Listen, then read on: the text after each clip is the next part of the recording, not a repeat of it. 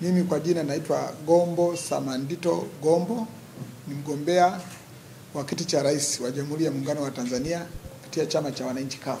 Nataka niwahabarishe Watanzania kupitia Ruvuma, Watanzania wajue kwamba tunataka kufanya nini kama CUF.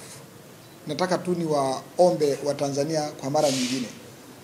Niwaombe Watanzania kwa mara nyingine wajitokeze kwa wingi kwenda kupiga kura siku ikifika ya tarehe 29. Mabadiliko ambayo Watanzania wengi wanayataka, wangependa kubadilisha serikali, wangependa kubadilisha chama tawala, yanapatikana siku ya tarehe 29, siku ya uchaguzi. Kwa hiyo wasiingie kabisa kwenye yale makundi ambayo yanawahamasisha kuandamana kutokwenda kupiga kura. Wasiingie kabisa kwenye kusema kwamba wavuruge uchaguzi.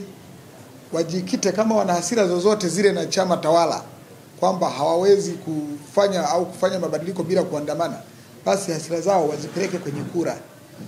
Aliyekasirika kabisa anaona kwamba hataki kuona Chama cha Mapinduzi kipo kinaendelea, au hataki kuona Rais Samia anaendelea kuwa kiongozi au kuwa rais, yeye afanye kazi ya kwenda kumuondoa Samia kwenye sanduku la kura siku ya tarehe 29.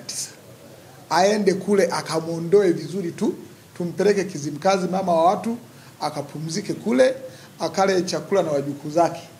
Lakini sio kusema kwamba watu waende kuandamana, watu wavuruge uchaguzi. Hatutaki. Na mimi mwenyewe nawaomba Watanzania, si jambo jema, hatujafikia huko sisi. Tunayo njia nzuri kabisa ya kuhakikisha tunabadilisha uongozi wa Tanzania bila tatizo lolote kwa njia ya kura. Kwa hiyo nawasihi sana Watanzania, hilo ni jambo langu la kwanza ambalo niliona kwamba niwaambie Watanzania waweze kuelewa.